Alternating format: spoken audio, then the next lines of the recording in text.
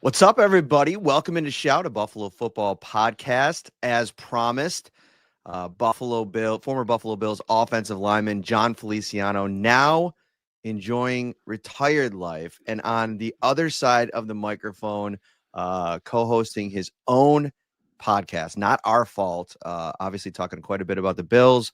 Former Bills offensive coordinator Brian Daboll this week. What's up, buddy? How are you?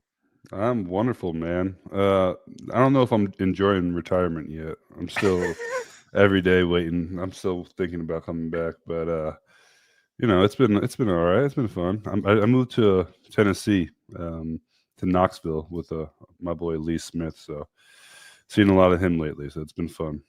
And you guys are running the Performance Center there, right? Yeah. So Lee opened up a gym called Triple F Elite Sports Training. I'm mainly there to do combine training. So that'll start up in January. Doing some O-line training for like high school kids as well. It's been fun. And how's the podcast been going? You guys have been, I think I saw you're like 10 episodes in. Yep. You and Jamil Douglas just talking NFL football, right?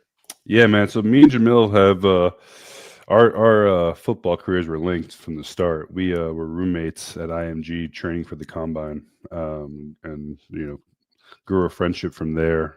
Kind of went. He got drafted before me, so that was always a little thing. We were always super competitive against each other. He got drafted to the Dolphins as well, and so I was a little. When you're coming out of college, you're like kind of some people want. I wanted to stay home. So he got drafted in Miami. I got shipped out to California. I was like, dang, this guy's lucky. We kind of switched sides because he's from the West Coast. So that's my guy from day one. And he's also like a little polar opposite of me. Sometimes I need to be reined in, and he's great for that. That's awesome. All right, so let's get into the Bills here for a minute. Like where things stand right now. Mm-hmm. It's such an interesting league from the highs and lows from a player's perspective, but also like, we always talk about the roller coaster week to week. You have the high of that win against the Kansas City Chiefs 2 weeks ago, and then 7 days later on the road against the Miami Dolphins, 2-7. Mike McDaniel maybe coaching for his job at that point, and Tua goes out there, has a solid game. Devon Chan absolutely explodes, and the Mm-hmm. Bills get blown out by the Dolphins. They'd won 8 straight. What have you seen, this season, but recently, like the high and low of those 2 weeks back to back with what's going on for this Bills team? Yeah, man. Sometimes it looks like two different teams out there. They you got to put this loss on the offense. I know the defense they didn't play great, but they played good enough to win. They held them to 16 points, deep into the fourth quarter. Those turnovers really killed us this week. That big fumble, Cook's big fumble. You're going in to score. Those plays right there just keeps the Dolphins, in it. Because once if they go down and score that touchdown, the other side they're going to start thinking, oh crap, here we go again. And that I think that big emotional win over KC, and then you go in the next week, and usually you're like, oh, we're going to go out there and smack the Dolphins, and we're going to get this thing right. It didn't go that way. A lot of criticism for Joe Brady, and people wondering about, Josh Allen and this passing offense and the weapons that he has. You were in that locker room for 4 seasons, and you know 3. Josh as well as any of it. 3, was it 3? Yeah, I wish it was more. They kicked me out. Josh, Gabe actually, it's funny having you on this week. I have a feeling he's going to be making his long-awaited return this week. I'm praying. What's going on with this passing game?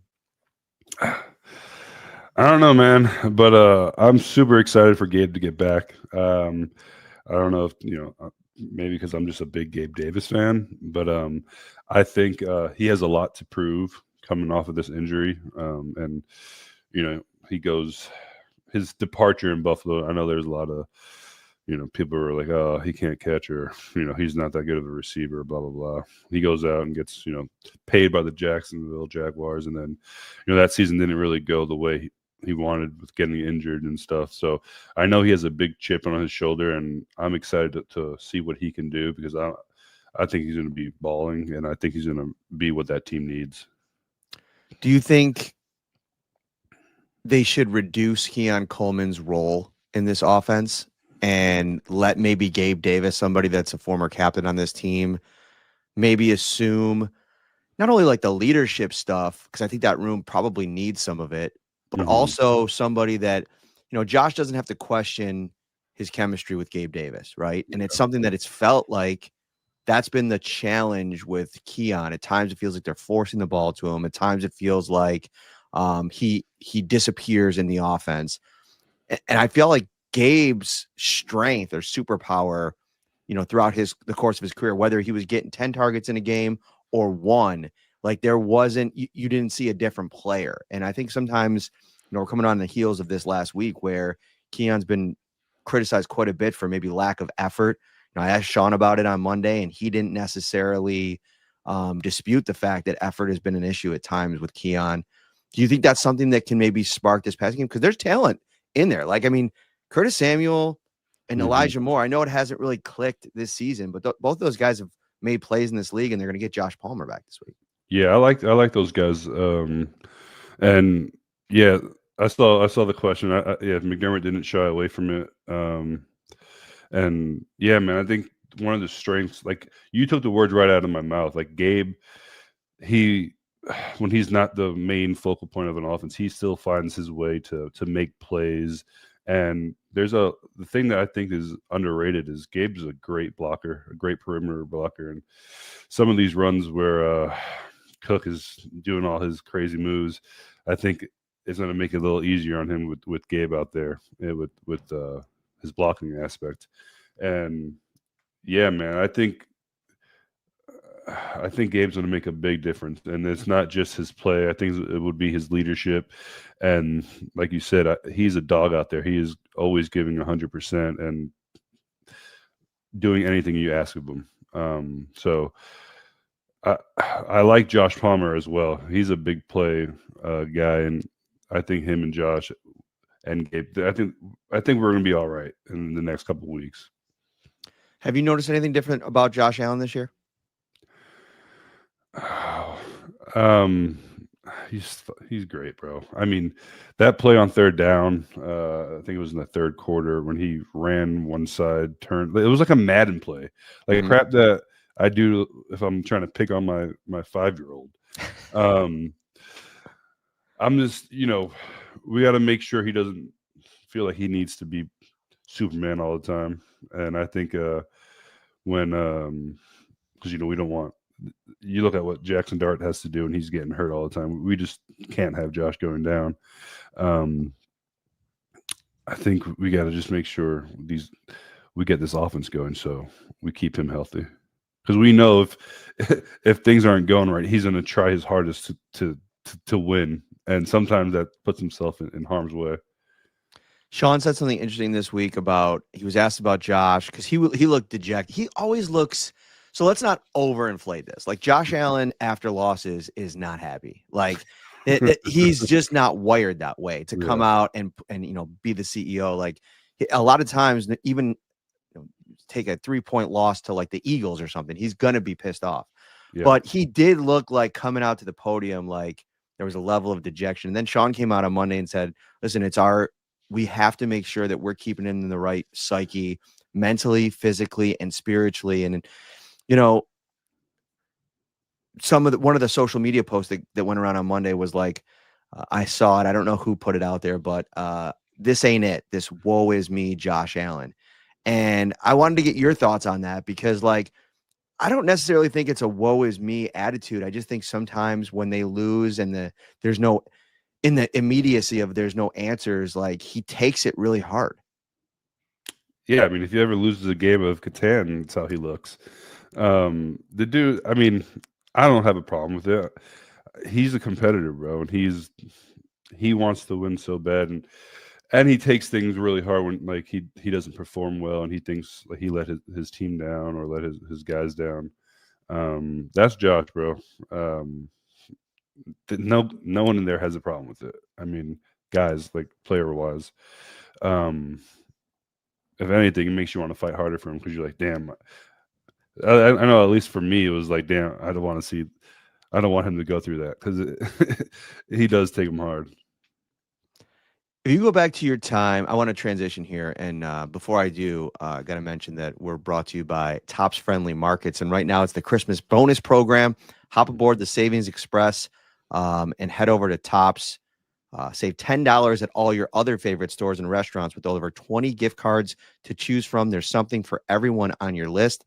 Save on great gifts like toys from GameStop or Toys R Us at Macy's, big screen TV at Best Buy, and so much more. Visit topsmarkets.com/Christmas bonus. All right.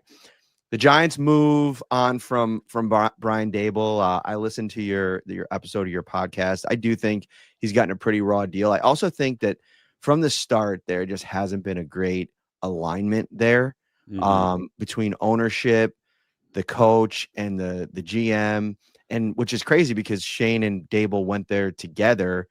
And I think just the way that whole Saquon Barkley thing happened, I didn't necessarily disagree with it from like, if you're just taking the decision to move on from Barkley and not pay a running back, fine, right?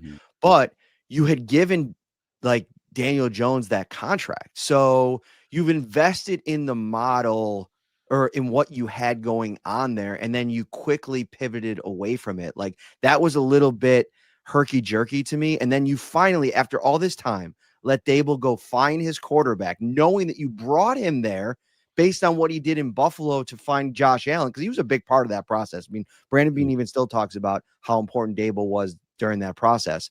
And then you're going to just now, halfway through the kid's rookie season, say, oh, okay, Daboll's out. It's just organizational malpractice. And I know a lot in the New York media, a lot of people are giving Mara heat that it maybe should have been Shane instead of Daboll and let him have a little bit of runway with this kid.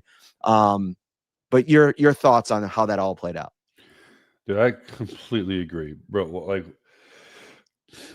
you can't get rid of Saquon. Saquon can't almost win MVP last year, and we can't get anything back from him. I mean, if you weren't going to pay him, you got to move on from him. You got to trade him and try to get something back.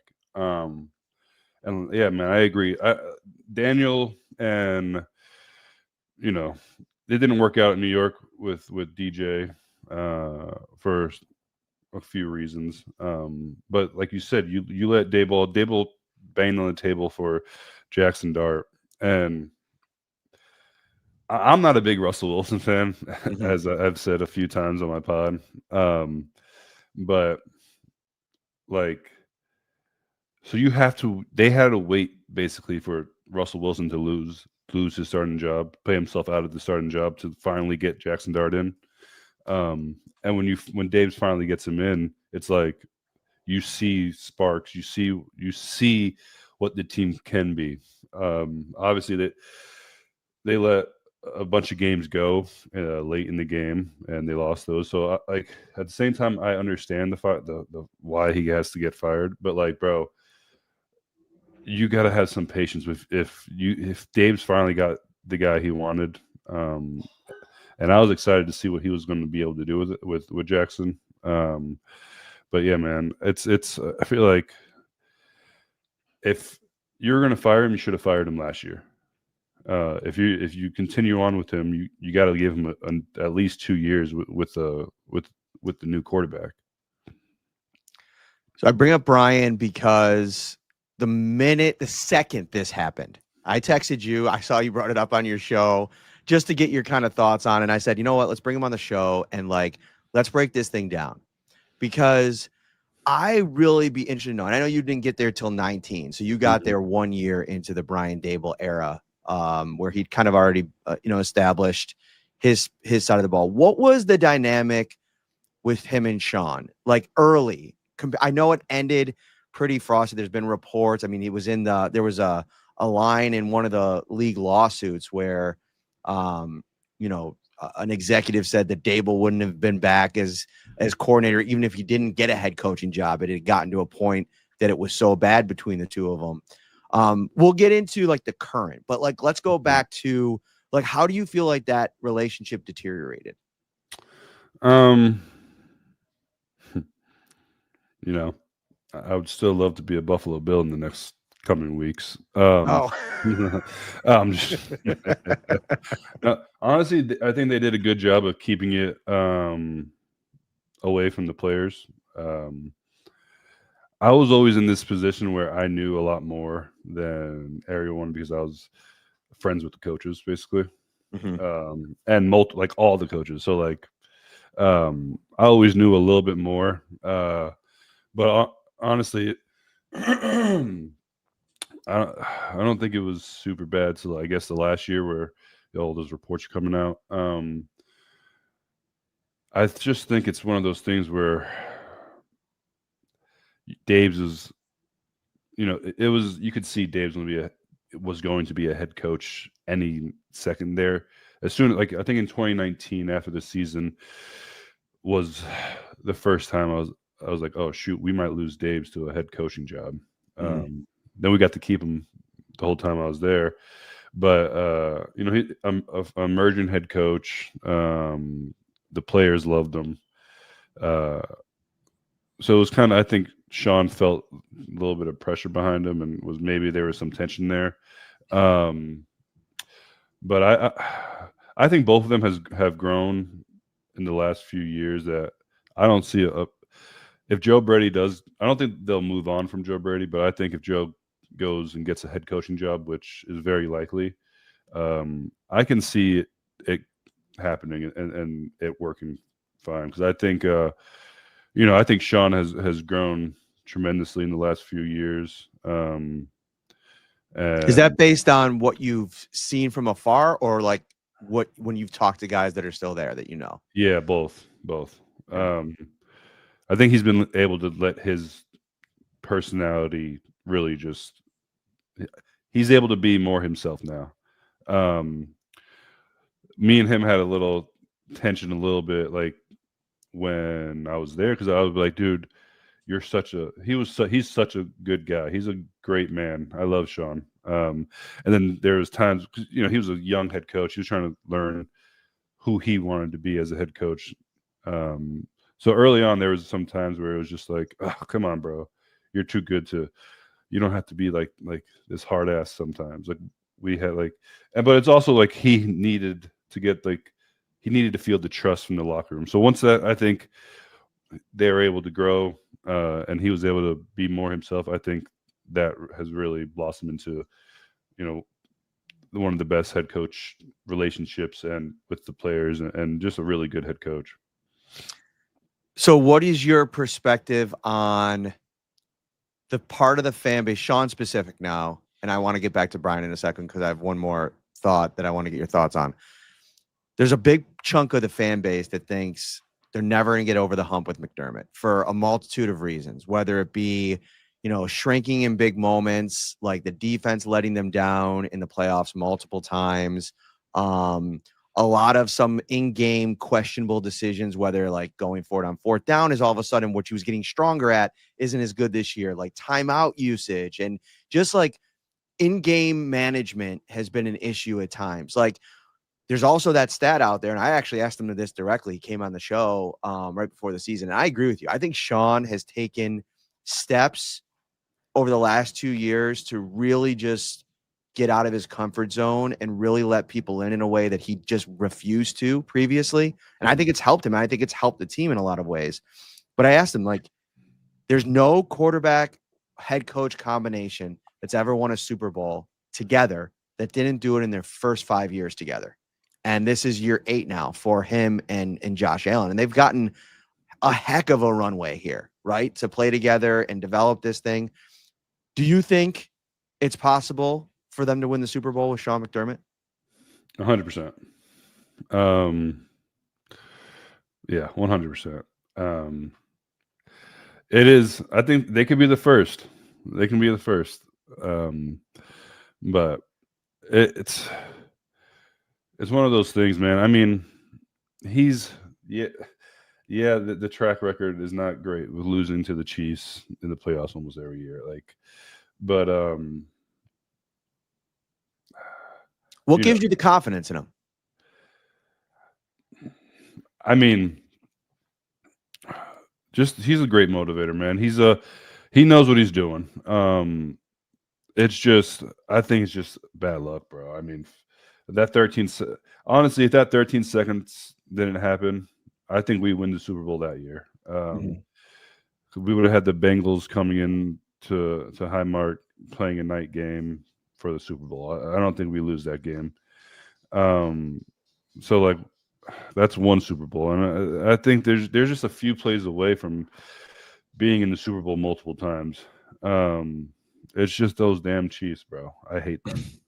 Um, uh, every time the Bills beat the Chiefs, I text Sean instantly and just like, can I curse on here? Yeah. I was like, fuck the Chiefs. Dude. Every time we win, but I have full confidence in Sean and Josh together. And I really think it is a credit to the Pagulas and Bean to not run away from Sean when it's been like you said, it's been 8 years with them together. I mean, they're doing great things, bro. You're winning double-digit games a year, and I know it's believe me, I'm a Bills fan in heart too, so I understand the frustrations, but it's one of those things where like the grass is always greener on the other side, but you get another guy coming in here, and yeah, the possibility of them being better than Sean is there, but it's also a possibility. I think a bigger possibility that they can come in and kind of screw things up. Mm. That's kind of been my standing on the issue is that you got to trust that the organization makes the right decision post Sean to get somebody even better than Sean might not get you the Super Bowl, right? Like, and the likelihood is you get somebody that's worse. And so, yeah, I'll be interested to see how the rest of the season plays out. One more thing on Brian. I floated the idea of what it would look like because eventually Brady, if not this offseason, or this season in the offseason, could move on to a head coaching job. There's some college opportunities. Like he's been tied to the Penn State program. There's going to be NFL jobs, and anybody connected with Josh usually gets their chance at some point. Do you think in season, you've been in NFL locker rooms, you know how all this works. They've really figured out the run game. Like Joe Brady and Aaron Kromer together have built this run game in Buffalo to be one of the best in the NFL. To me, what Brian did so well when he was here was really supercharge the passing game and unlock Josh as a passer. Do you think they can dump Brian into this situation right now with his history with Sean? He'd be basically like a passing game coordinator, senior offensive assistant, and just added into that room. I think it could help Joe Brady, but there's some people on the other side of things that thinks, maybe it wouldn't be great for Joe Brady, like almost undermining him. What do you think of that idea, and could it work? And should they do it? I don't know. That's a tough sell. I think that would hit Joe Brady's ego a little bit. Not saying he has an ego, but everyone has an ego, and you bring in the former offensive coordinator to help you get your pass game right. That probably won't feel great. But